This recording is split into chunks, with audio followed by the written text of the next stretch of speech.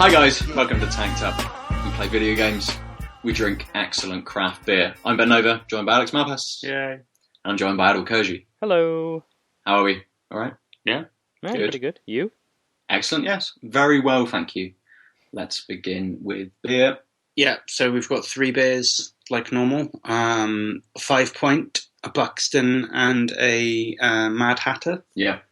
2 pales and an IPA.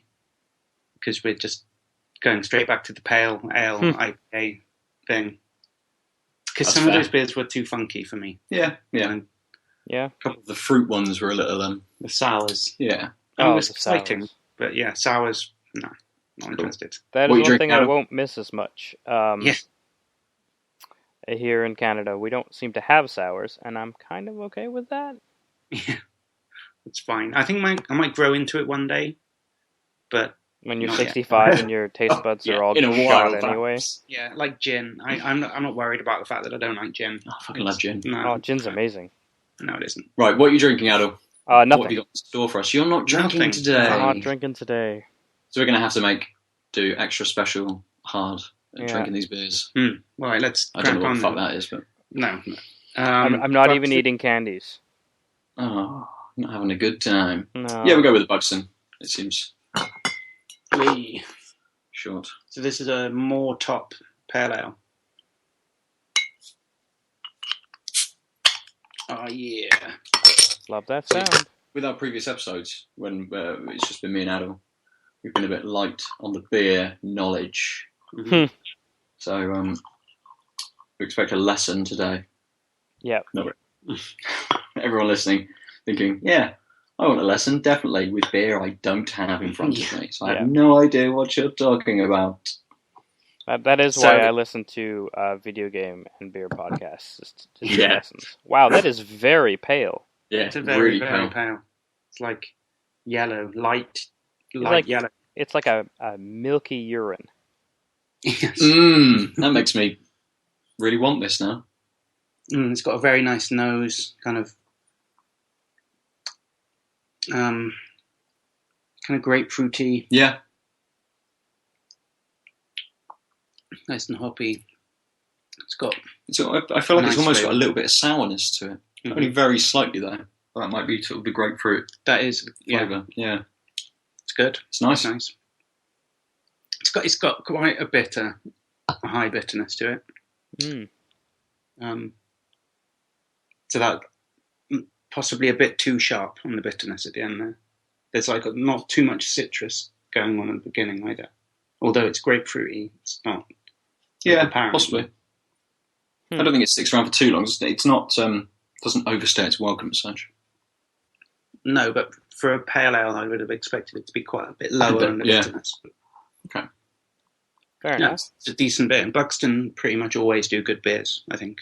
Apart from the Wolfsburg, but that was a sour, wasn't it? Yeah. So But people are rating Buxton very highly. I saw an article that was about the 100 top beers of the moment in it. And so the one that keeps changing. what the list? Yeah, you can tweet at Oh, really? whatever it is, and yeah, you I didn't tweet the realise beers and that. they tally up the tweets for them. I see. I saw a It may be a static tiny version thing. of it. Maybe Yeah. it didn't change, but I guess it's UK beers only. But Proper Job was the number one beer on there. Which, Really? it's a nice beer, but it kind of discredited the rest of the list for me a little bit when I saw that was the top beer. Because I was like, yeah, I mean, Big Job is better than Proper Job. So it's not even the best version of that beer that St. Austell do. So, yeah, I'm not quite sure why. And nothing by Colonel in there, which seemed very odd as well. Where was the information collated? Do you know? It didn't say. Oh, okay. It did not say. So maybe it was by tweets, and therefore just Quite some possible. That's scrappy the only one I know of population. going on. It's too bad you don't have Twitter, Alex. Otherwise, you could flood them with votes. It's true, well-informed, good votes, not shitty. Just generalise everyone that voted. Yeah. Proper Job is probably the best beer that you can get in Morrison's right now. So if it's Well, that just a makes list, sense if it's done by a majority type because Morrison's has far reach, and all over England you might not be able to get all the unique beers that Yeah, definitely. are That's true. better than Proper Job. So this is the problem, of course, is the tyranny of the majority. Very true. Very true. Right, on to brighter, better things, maybe. Aadil, as we've been chatting, why don't you start us off with a game? Sure. I picked up Massive Chalice, Yeah. and it is really fun. It's Is that the first one? Because the second one come out recently. I think it. I didn't know there was a second one. I thought it was fairly new. I might be talking shit again. You? It generally happens. Just make up games as we go just along. acting like a massive chalice right now, just shouting shit. I didn't think there was a second one. Anyway, I pulled us off topic very sadly. It's What's it like? It's a turn-based strategy game.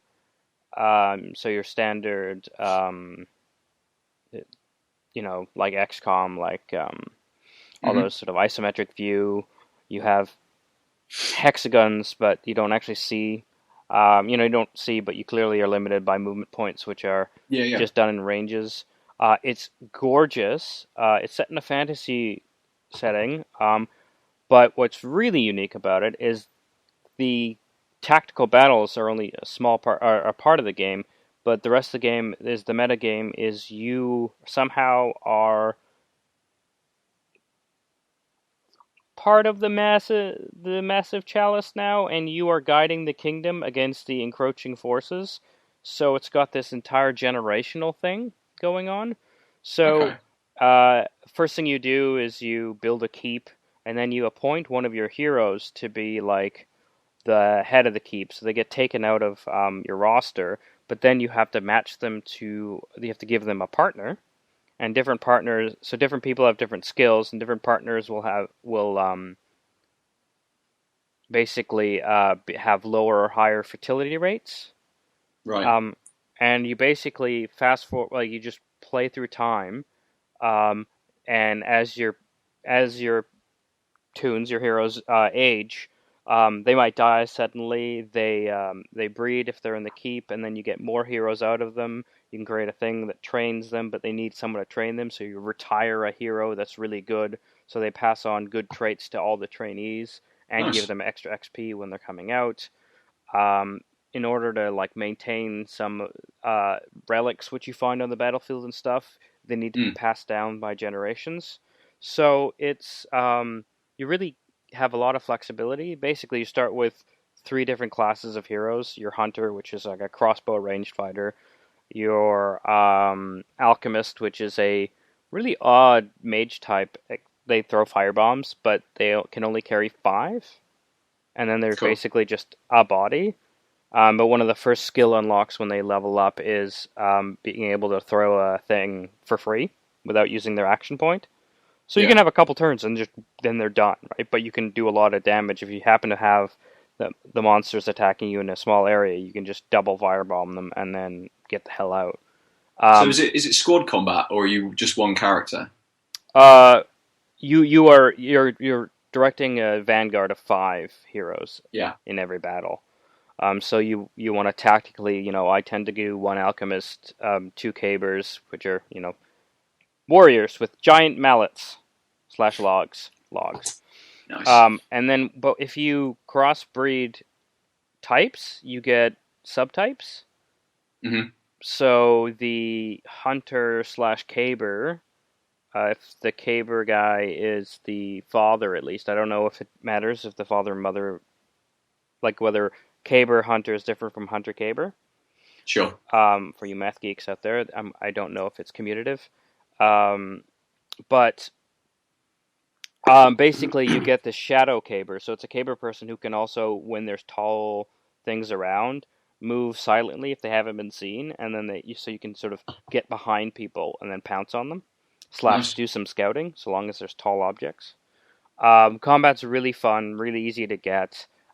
Because as your characters level up, they unlock new skills, but they also die over time. Like a keep takes about, I think, 10 years to build, and then the next time you build a keep, it'll take even longer. And then you have, basically a library. I can't remember what it's called, but it's another building you build for increasing research time.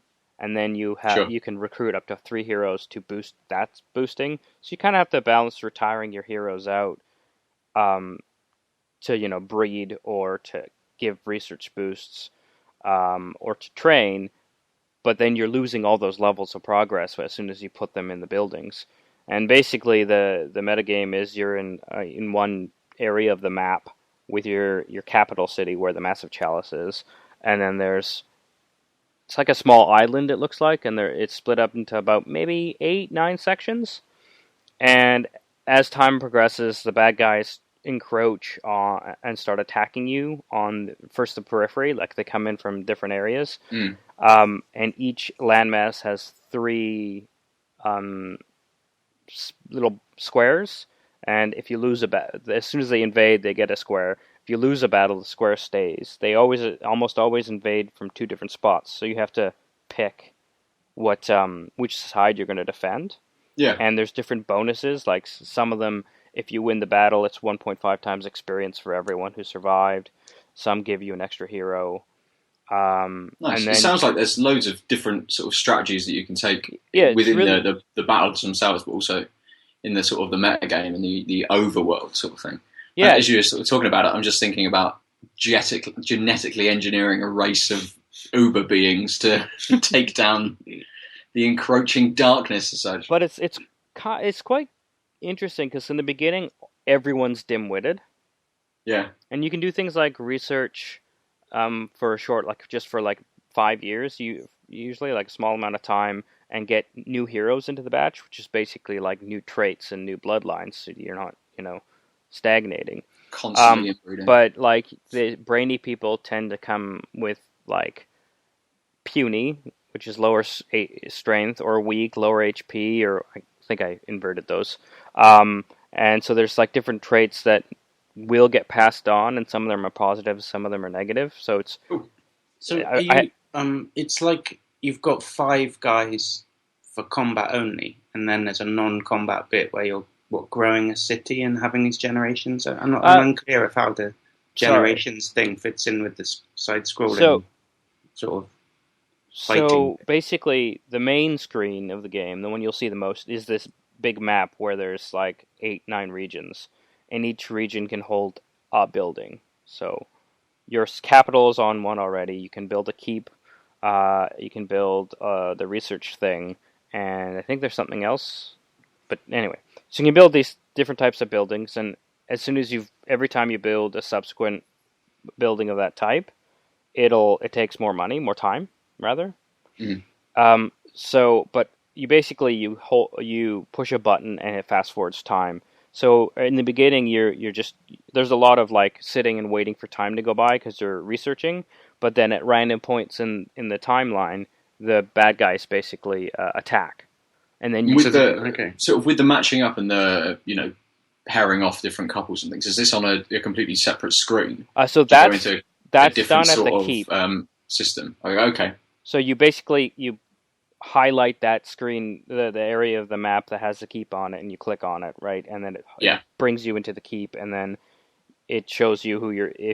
If someone dies, for example, like the regent of the keep dies, then you have to pick new people, and that's then you basically get your hero screens, but the stats are sort of about fertility and traits rather than about your HP and strength and stuff. Sure. So as the time clicks by, all your people age.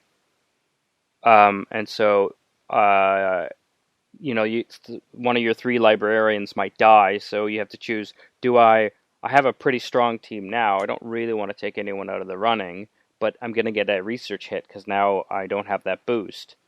So do I retire someone now, or in that I think I'm going to get attacked soon, or do I research slowly but have a good set team?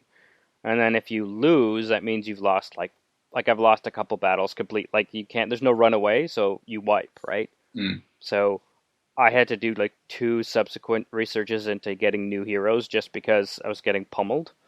So even when I won, I only came out with 3 of my 5 people. Yeah. And so you can always swap from your roster people into the Vanguard. You can't take people back from like the library or the keeps or whatever, or training. So you can have basically, you can set a person to be the trainer, and they'll pass on traits to the children.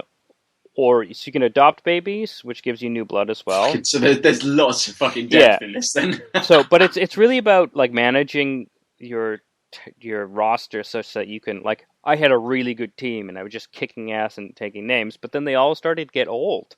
And like one of them died unexpectedly at like 50, and I'm like, what? Breaks a hip on the battlefield. And it's like, well, I wanted to retire him to train things, and it was like, nope, he's dead.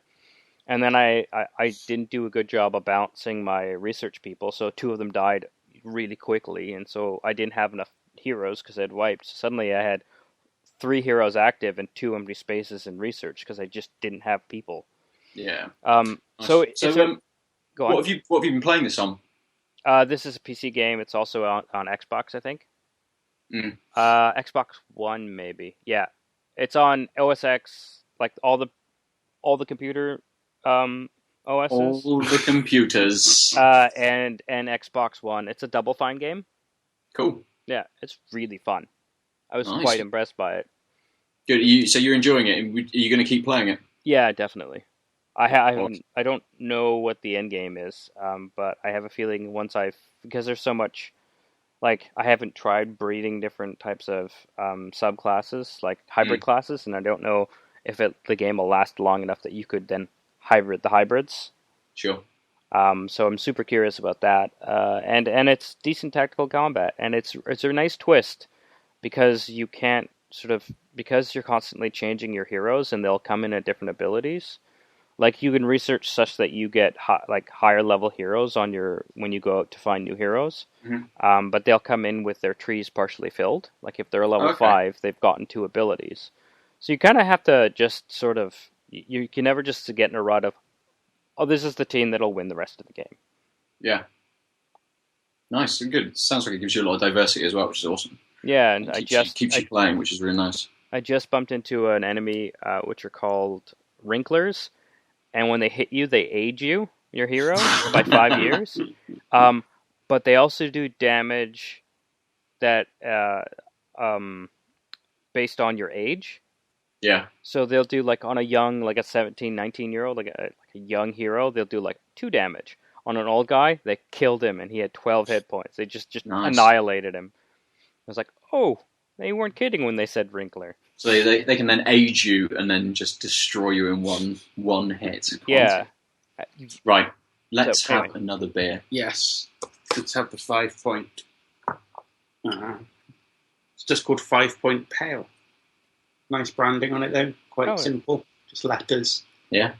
Not fanning around with a picture. Nice sans serif block letters. Yeah. Nice blue. Where are they from? Sorry. They're a London brewery. I think they're on the Bermondsey Mile. I think they're one of the last ones. My memory of that last bit of the tour isn't great at that point. Oh yeah, I'm going to the Great British Beer Festival tomorrow in London. So I'm representing Tanked Up. Excellent. So some of you have to go on Twitter, or at least the Tanked Up Twitter, and just do pretentious photos of beers as you go around. Yeah. Any listeners, if you see me tomorrow, come up and say hello. You'd have to know what I look like already, though, of course. Essentially, if you already know me and are going, I'm pretty sure no one I know, apart from the people I'm going with, is going. But, They might recognize you from the lower half of your face. The beard hasn't changed much since the picture that we use, but they might recognise my voice. That's very true. So you'll have a very strange angle to cut off the top of your head and go, I know that beard. In fact, it's very unlikely this episode will be out before I'm gone. That's very true.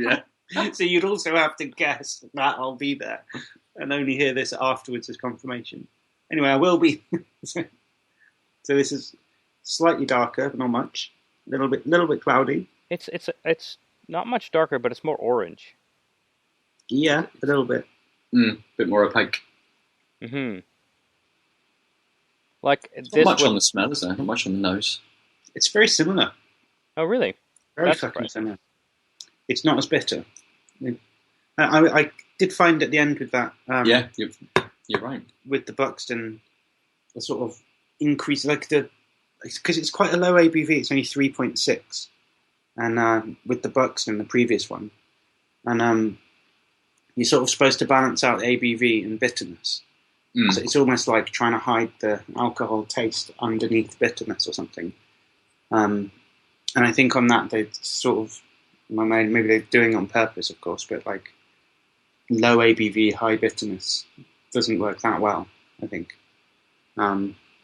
This is just a nicer version of the previous drink. This 5 Points Pale is not as bitter. There's this very slight bitterness, but it doesn't stick around at all. And it's 4.4, so it's a little bit more. That ratio is adjusted up a bit. I think it's just less bitter anyway. Yeah, this is nice. I would prefer, if I saw these two both on a pump, I wouldn't be going to the Buxton. Although Buxton is good. If you see Buxton out there randomly, they're worth a shot. Yeah, definitely. Punt, but this is nicer. So you're saying it basically they operate the same sort of realm. Yeah, definitely. Yeah, it's very grapefruity. There's almost no difference in the hop profile, I would say. And maybe it is different hops, but it comes out to the same combination at the end. Very little difference in flavour. Yeah, completely. It is really similar. To be fair, I really enjoyed the Buxton. I thought it was really nice. I quite liked that extra bitterness, I suppose. But this is, because it's a little bit smoother, it almost comes perfectly after that bitter. Yeah. Sort of as you've had one that it's exactly the same taste, but just dials down the bitterness, just follows it really well. What luck we have! A couple of pints of this would go down well, whereas I think a couple of pints of the Buxton Moor top would be a bit too much, maybe. Would leave a soapy aftertaste. Yeah, quite possibly. So, yeah. Excellent. Right. I'll talk about a game, I suppose. Why the fuck not? So, I played quite a few games over the last week. I don't know why I've had extra time to do things. But the PlayStation Plus games came out last week, the new games for the month. And one of the games was Limbo. Oh, Limbo. And it's been out for fucking years. And it's been on almost every platform and console there is. What is it? So it's a 2D side-scroller. Black and white 2D side-scroller. So everything is shaded and toned in greys and blacks and whites. And you're a silhouette of a young you're a young boy, and it's a 2D side-scrolling puzzler. So every sort of screen that you move between is a new puzzle that you have to overcome. It's paced quite well. It starts you off pretty easily. The sort of mid-game puzzles are quite nice that they don't dial up the difficulty too much. And then when you're getting towards the end of the game, I found that there's some puzzles which were really difficult, and it took me ages to figure out what I was meant to do, and just through trial and error of doing different things on these puzzles. So sort of one of the early game puzzles is being able to jump across water, and then know that you have to move something to be able to get over to the other side of the water, because for some reason, if he gets in the water, he drowns. He can't swim. The standard video game trope of humans are allergic to water. Water is bad. That was my favorite part, sarcasm, of Assassin's Creed 1. We just drop in the water, can't do anything. Like, oh no, I'm at a dock. Now I'm dead! And it wasn't like running and he goes drowning or about 5 anything. more It was paces. instant death. The world's greatest assassin versus a puddle. Oh, well. You have to lay his cape over it every time to walk across. Yeah. But yeah, so with Limbo, one of the later game puzzles is all about moving some blocks and magnetising them, but you can only move a certain amount of blocks versus moving another one, because then that forms a bridge, and the puzzles get quite complex and difficult right at the end of the game, which is nice. And as I said, it paces it quite well how it does it. So you've already experienced what you've got to do on a previous puzzle, but one that was easier, where you only had to do maybe one thing, and then 5 puzzles down the line, it combines that one thing with something else and something else to make it more difficult. So A similar curve to like Portal in the building yeah, of skills, definitely. but not being as explicit of like, you need to do this now, you've learned this skill. You need to do this now, Yeah. you've learned this skill. Not that I'm Yeah. slagging Portal, but it's just a different mechanism. And the only things you can actually do are run, jump, and pull or push. Mm-hmm. So it's very simple mechanically. And there's hardly any sound at all except a few environmental sounds, sort of the wind in the background. As I say, it's all tonal in colour, and sort of you get maybe 9 planes of stuff moving going on. Sort of as it goes. Yeah, sort of right. So there's like stuff in the background that looks like it's far away. Exactly, and a lot of that is animated as well, sort of as you move around. And this all sounds quite nice and quite an easy sort of thing, but when you die, it's pretty brutal. So if you fall on a rotating blade, it will chop you into little pieces, and blood will spurt around everywhere. Right at the start of the game, there's a giant spider. If you mistime what you have to do with the spider, he'll just pierce through you and just lift you up and fling you off with a second. It's just like, that is brutal. The first time, because I'd never played it before, it's just a game that had passed me by completely. And I almost knew nothing about it as well. So the first time I died, I'm thinking, oh, that's pretty brutal. And there's like, oh yeah, shit. Then you hit something else, or something lands on top of you and just completely flattens you. It's like, oh, this is awesome. This is really like it's that game Super Meat Boy. That sounds like quite a similar game. You've played Super Meat Boy, Aadil? I have. Is it a similar game? No, sort of. Super Meat Boy is like piles on the difficulty. I guess Super Meat Boy, I would say, would be a result of the breeding program between Limbo and Hotline Miami. Okay. Yeah, it's a good description.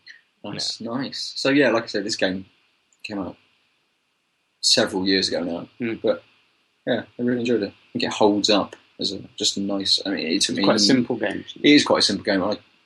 I'm not sure how long I played it, but I couldn't have been more than sort of 4 hours, sort of for a run through, and that was over several sessions because it saves every time that you move into the next puzzle as well. So you can just pick it up and put it down when you want, do a couple of puzzles, come away from it, go back for another 15 minutes to some other point.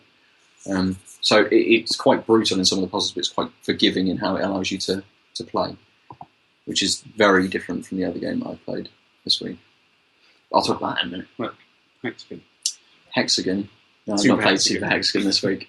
Although I did see that the original soundtrack is on Spotify. I had that a little listen to that the other day, yeah. Awesome. In Super Hexagon news, I made a discovery. Did you know you can play the game with your mouse? No. How do you do that? With left click and right click? And it will up your game. Really? Oh yeah. Like within 2 tries, I had beaten my record. Wait, on a PC though, on a Mac, that's not really going to help. Well, like with a mouse. With a mouse, not a touchpad. Yeah, I suppose if you... I've never used a mouse on a Mac.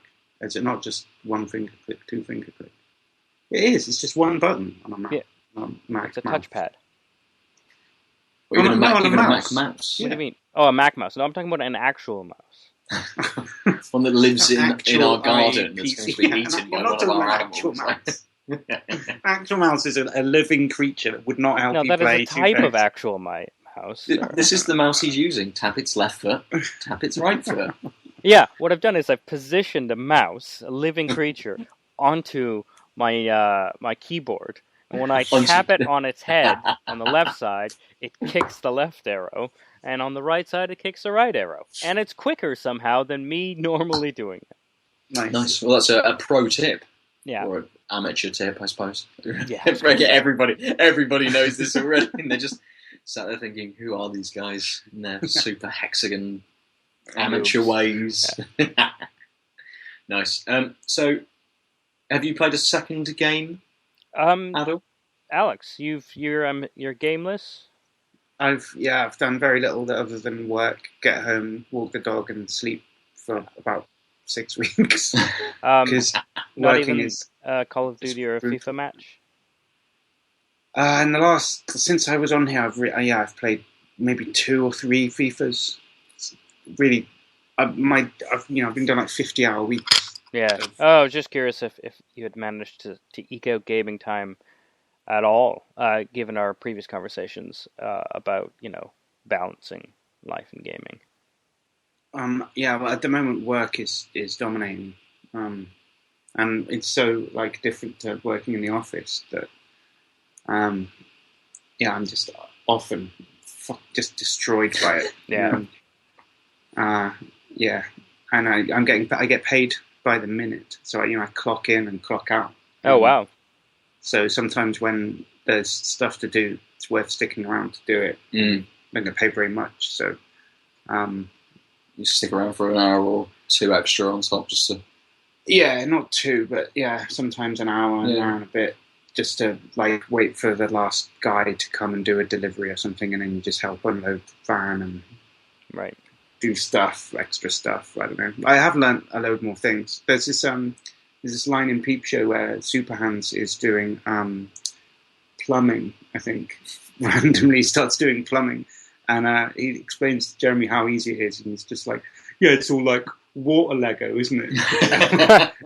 That basically is what I'm doing on a daily basis quite a lot of the time. It's just like, plug the such and such pipe into the such and such vessel, and they're like 4-inch nuts, and like 4 inches is not how wide it is, it's just the length of like the one flat side. So 4-inch fucking nut is massive, it's as big as your head. And you're screwing this thing in with these absurd... That is a super hexagon. Yeah, it is. It really is. You've managed to get it into your real life as well. So yeah, I'm doing water Lego for 10 hours a day, and it's fun. I like it. It's Excellent. Good, but it doesn't leave much time for gaming, unfortunately. But I am learning more about brewing and beer making. Yeah, so... Excellent. Sorry, I don't have much else to say about games. But you sure you do. We're getting a peep into more of the goings on of beer emporiums. Yeah, Emporia.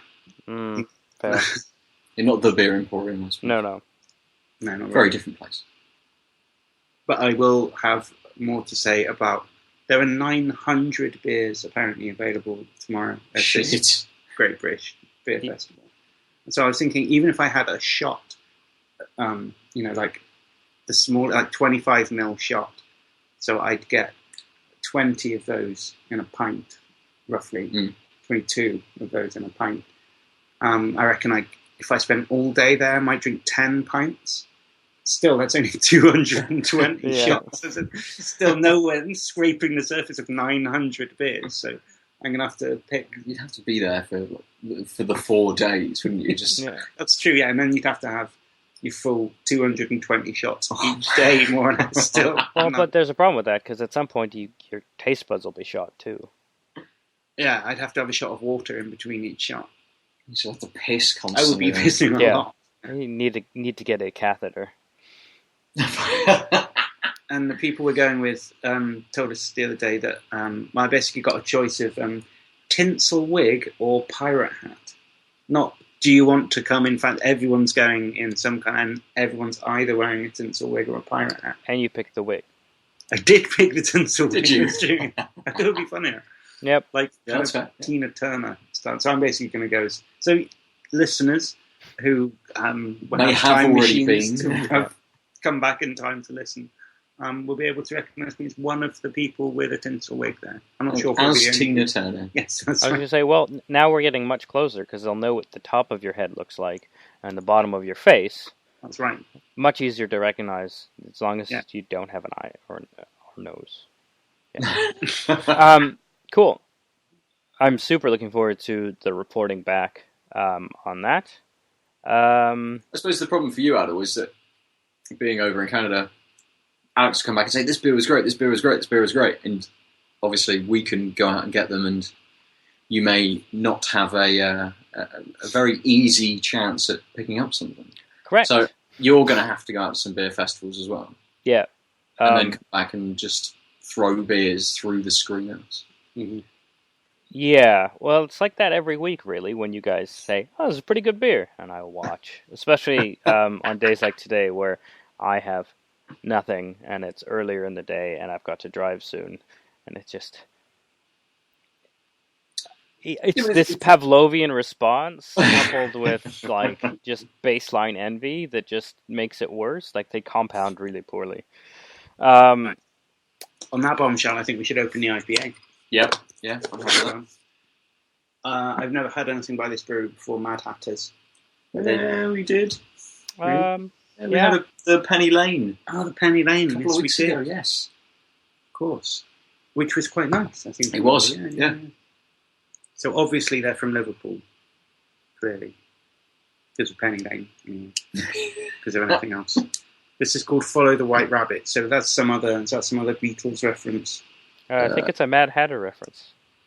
It's a C.S. Carroll from Liverpool. C.S. Carroll. You're right, Alison Wonderland. C.S. Lewis. C.S. Lewis, yes. Yeah, it's Lewis Carroll, a.k.a. Charles Dodgson. If you pay attention to his mathematical pursuits. Yes. I don't fucking know. Or his economic one. There's a voting rule called the Dodgson Rule, based on his work. Thank you. So is this a white? Moving on. Sorry. Is this a white IPA? It says on the front with it saying "Follow the White Rabbit." It's very clear, very light. I don't think there's any such thing as a white IPA. I've never heard of that. Mm. So you may have invented a new beer style. It's a pale IPA, but then P in IPA is pale. True. How pale is it? Fairly pale. I would say as pale as the Moors. No. You don't reckon? No. It's much orangier, so yeah. I'd say... And it's quite cloudy. It smells nice. It's got quite the head as well. It does, yeah. Yeah. That does smell good. What does it smell like, guys? Let's have a smell.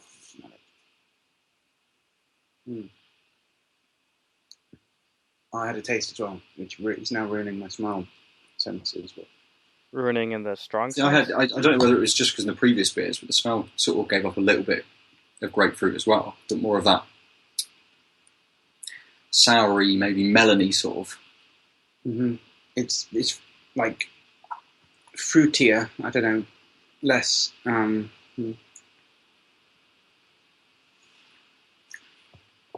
It's nice. It's more like red berries than grapefruit. It's at that other end of the smell is anyway. It's an odd, like strawberries, combination of things that you can't quite put your finger on. Yeah, it's difficult. It's quite complex, and the flavor, the taste is different again. Yeah, the taste is different to the nose, definitely. So the taste is reminding me of the New Bristol Flame. A little, yeah. Almost I can see that. Maybe not quite spicy. Yeah, that's right. So it's spicier though than the last two, definitely. Almost like it's that flavour. It's difficult to. Damn it! This is a really complex beer. It may come to us. So yes, Aadil, give us another game. Throw one at us. Devil May Cry 1 Ooh. On the DMC HD collection on the Xbox War 360. Nice.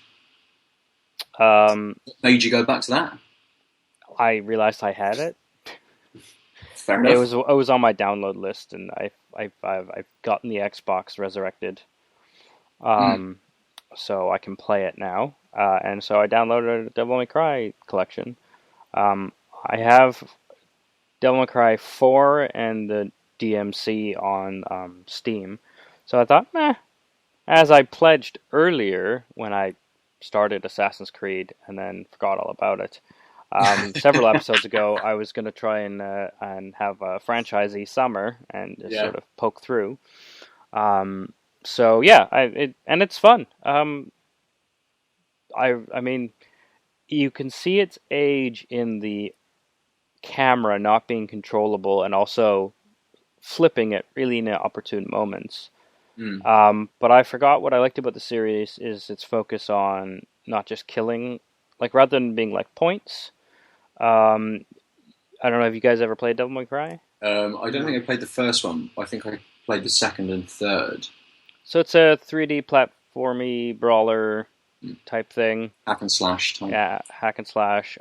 You, as Dante, have 2 weapons, a sword and guns. You start out with a sword and your 2 homemade handguns. You quickly upgrade to a much better sword. And a shotgun you can swap between all your weapons. And every enemy you kill basically gives you red orbs, which you can spend like buying moves for your different weapons. Moves. So, yeah, so like different combos that you unlock such that you can now I thought it said perform. moves, like man boobs. Yes, Moves for your weapons. That would be amazing. So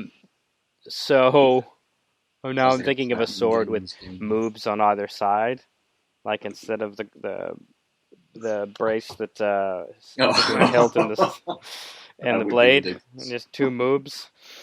Not tits either. Not like female tits. They'd No have to be moves. obviously Saggy, man, hairy.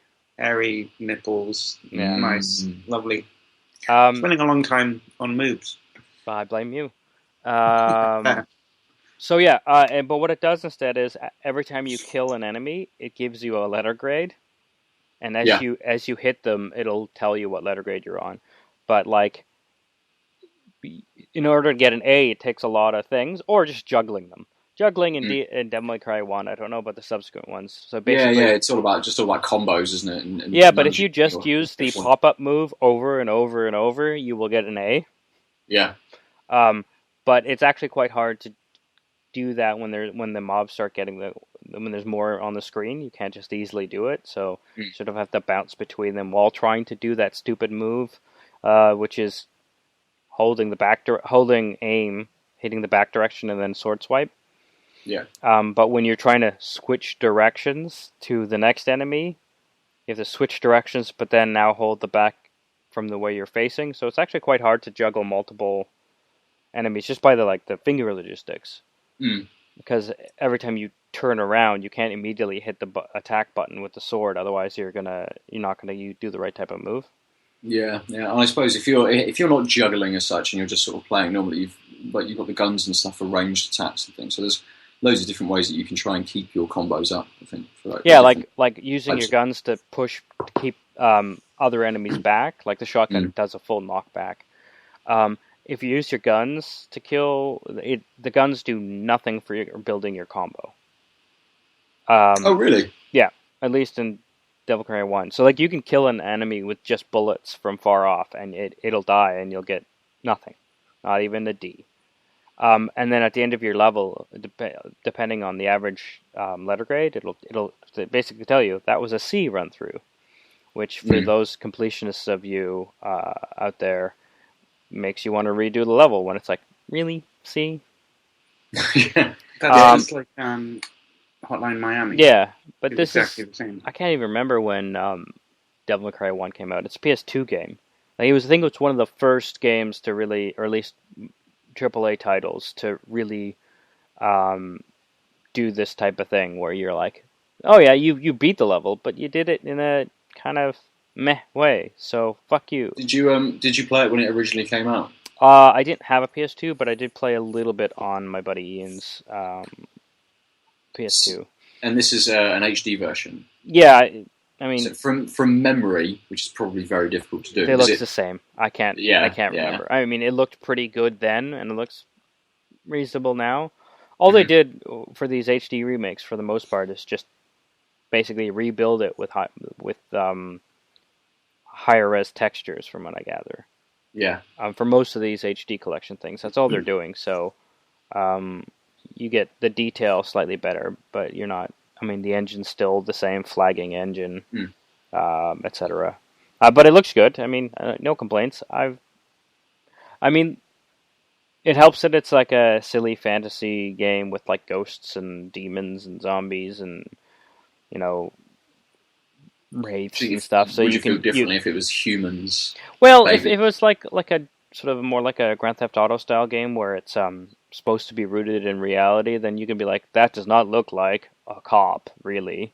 But Yeah. like, I don't know what a wraithy witch who holds scissors and fades in and attacks you, and until you knock the scissors out of her hands, you can't hurt her. I don't know what she looks like in quote unquote real life. She could look all flat and mostly bluey gray. She's a 2D being floating through space. Like an actual mouse. Yeah, overall, I tend to be very forgiving of older graphics. I'm much more on the gameplay side. So yeah, that's the second game I played. Nice. Good. How about you? As with the first game, you're going to keep playing it. Have you finished it? No, I'm only a few missions in. Okay. It's not the. It's funny actually. It took me a fair few number of tries to kill the first boss, which is a giant spider, and then I left it for a couple days, came back, and then I got it down to like 20% of its health without being hit once. I was like, huh, this is a lot easier. What was I doing before? And I was just doing standard jumping and dodging of attacks, like rolling, and I was like, I swear I was trying this before. Yeah, it just really hammered when you were doing it the first time. Yeah, probably. Or the last time. How about you, Ben? What else have you been playing? So the only other game I played this week is Galak-Z. Which sounds odd. Galak-Z? It's Galak-Z. As in Gaelic? As in it's meant to sound like Galaxy. Yeah, I got that. Yeah. No, I don't think it's Gaelic. Galak. That's just Gaelic said with a different pronunciation. K and spelled rather than C. You win this one. It's like a spaceship shooter, sort of the same kind of screen that you get on something like Asteroids. And it's almost it's not like other twin stick shooters, but it's not a twin stick shooter; it's a single stick. And you spin around. You've got a throttle and brakes and missiles and lasers and stuff, and you have to go through different levels and do various things to like all games, like most games. So to do things, you have to do things. Yeah. How big's the map? Is it like a scrolling map, or is it like? No, it's almost like a square box, and so you've like got various Asteroids. different things. Yeah, like Asteroids. You've got various different like things. The shape of a screen. Exactly. A bit bigger than that, so you can move up and down and left and right. You've got lots of different enemies to attack, which is good. It's almost in the style of late 80s, early 90s like an arcade kids game. Anime sort of game. So it's all about flashy colours on the logos and lots of odd So what's the button soundtracks. combination to go Super Saiyan? So the one thing about this is that you can turn into a giant robot. Oh my Nice. god! It's pretty much a perfect game, then. So you've got your ranged game with your spaceship. You run away from people with various different sort of boosting techniques, being able to go backwards and do sort of like strafes with your ship as well. But if enemies get too close to you, you can just morph into this giant robot, put your shield up, and then just hack the shit out of them. With like a sword? Yes, yeah, with I a laser sword, clearly. Yeah. I think I played a game like this on the original Nintendo. Yeah. My next door neighbor came back from quote unquote overseas when I was like 8, and he brought us 110 games in one Nintendo cartridge. Nice. So I have and of course all the names are slightly different. So I have no idea what the game was, but there was one like this where it was a frenetic shooter. It was more like a side-scrolling shooter. Space this shooter, is sort rather. of this is you can move in sort of along four planes, up, down, left, and right, and the maps sort of spin themselves around, so you're always going in sort of different directions on each map. But yeah, you push a button, the way and it's you turn sort of, into a dude with a sword, and then you smack things. Yeah. Although in this game, you also shot bullets really slowly out of your head and toes, I think. Okay, you don't do that in this one. Yeah, anyway. It's definitely I'm going to have to look dedicated lasers. But anyway, the game is really fucking brutal. So it's set up in 5 seasons, almost like a TV show. And to be able to progress to the next season, you have to beat 5 different levels, 5 different stages without dying. And so it's got very much roguelike elements to it, that once you die, you start back at the beginning of that season again. All of your power-ups and everything you've collected over, say, 3 levels before you died are gone. So it's very, very unforgiving. Unlike Limbo, which saves between each puzzle that you do, this just fucking decimates you. And the tide of battle can turn almost instantly. You think you've got sort of 2 enemies in sight, and you can easily go up to them and just shoot them with your lasers from your ship. And you're rolling into this battle with no missiles. And suddenly another group of enemies from maybe a different faction turn up and will engage with them and then engage with you. And suddenly you're just completely overwhelmed. And it just destroys this really good run you are having sort of over 3 or 4 levels, and you think, right, I'm going to get to the next. It took me I think I had about maybe 3 or 4 runs to complete season 1. Mm-hmm. And I think I've had about 8 or 9 runs of season 2 now. I'm just getting absolutely destroyed about the 2nd level. So I think I need to change up sort of tactically how I'm playing it, because I seem to be getting into far too many big encounters and not isolating people as I seemed to be doing in the first season. As soon as I jumped up to the next season, sort of my tactics went out the window. Yeah. So it's good. It's definitely one that, because it's so unrelenting, it makes you want to play it again. With some of the other games we've talked about where they very easily die, it has that quick restart button. So you don't have to go back out to the main screen to start your season over again. You just hit your restart button and you start on season 2, episode 1 as such. And you can just keep rolling through it if you want. It hasn't, I don't believe it's got any elements that sort of carry over with you between each of the seasons and stuff. But if you get a different ability, so like side strafing, I only got on, I think, like the 4th or 3rd mission in the first season. But that then stayed with you. So I think there's some sort of core mechanics which allow you movement and things which stick with you. But yeah, upgrades to ships. I had a really good ship, loads of these upgrades. Rolled into season 2 because I kept playing it. Seemed to keep all of my ship upgrades. Died in the first episode of season 2, and it was just all gone. And thinking, oh no, that was the best chance I had at doing this. Yeah, I like that punitive nature of games, like where, oh, you didn't do it the first time? Well, now it will always be harder. yeah, and start again, basically. It almost goes back to sort of games on the SNES and NES and the sort of Mega Drive where you didn't have save points. You had nowhere for the game to checkpoint or anything. Mm-hmm. You think of something like Sonic 1, you turn the game off, you've got to start, unless you know the cheat code, you've got to start again. And I suppose it's one of those things as a kid where you maybe don't have so many games, so you wanted, that was good that you didn't easily beat a game and you just throw it to one side. So it's definitely a game that's going to sit on my PS4 for a while. One that in the seasons only take maybe 10 minutes the episodes only take maybe 10 minutes to complete. How many episodes in a season? 5. You've got to get through 5 episodes without dying to progress.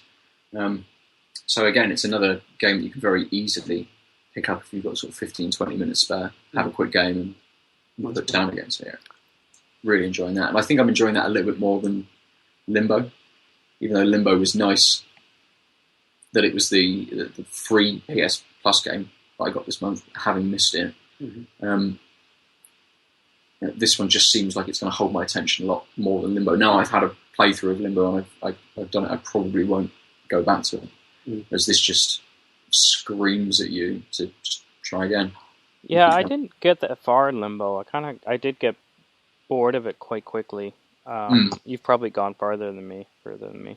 But I mean, it was pretty, and I guess I think the problem is there's a lot of competition in that space. Mm-hmm. And I, to be honest, I think I had just finally finished Braid. And then I did Limbo, and I think I was probably just done with puzzling in that 2D plane. And Braid, I think, is just a better game than Limbo. Yeah, That's fair enough. But I mean, bringing up the roguelike thing, I think that's probably my favorite part of this Massive Chalice game is just that people die, and you can lose the match, and that has connotations on the metagame. But that's it. Okay, keep going. There's enough things going on that the game's not over, even if you've died. While like when I was playing Omerta, City of Gangsters, if you lose a mission, like a bank heist or something, you could keep going, but the incentive is to just reload the save game and do it properly next time. And then some of the missions you kind of have to. Well, there's literally no choice. There's I guess you could save and load. I don't know.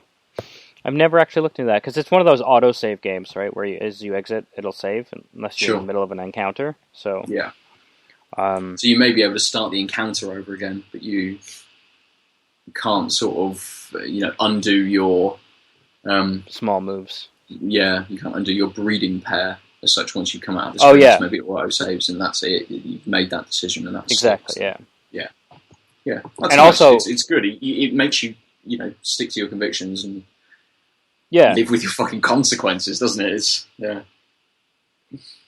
So I just want to interject that this White Rabbit is one of the nicest beers I've had for a very long time. It's very good. It's actually very, very nice. Excellent. I think I'm getting things as diverse as cherries. This. I want to say jam. jam from this. Really sweet. Yeah, I mean, now you can, really having finished it, now Now you're saying that there's a lot of sweetness in there. It's difficult to pin down. There's definitely, in some point in the middle, there's cherries or some kind of red berry-like things in there. So yeah, a berry of red. So it's my beer of the evening. Certainly, the beers have got better as we've gone on. They have, but this last one in particular, Follow the White Rabbit by Mad Hatter, an excellent beer. An excellent beer. Yeah, I'd agree with that. Standout beer for Definitely a while. Excellent. Yeah. So that is it for this week. A short one this week. Yes, a short one. As Aadil is Taxi Man. Yep. For the rest of the day. So having said that, we still broke an hour. So. Well, we'll finish. Yeah. We've been tanked up. You can get us at tanked_up_cast on Twitter. I'm at _47. Aadil is at the Omniarch. And Alex is when you bump into him at the London Beer Festival 3 days ago, 4 days ago. Yeah.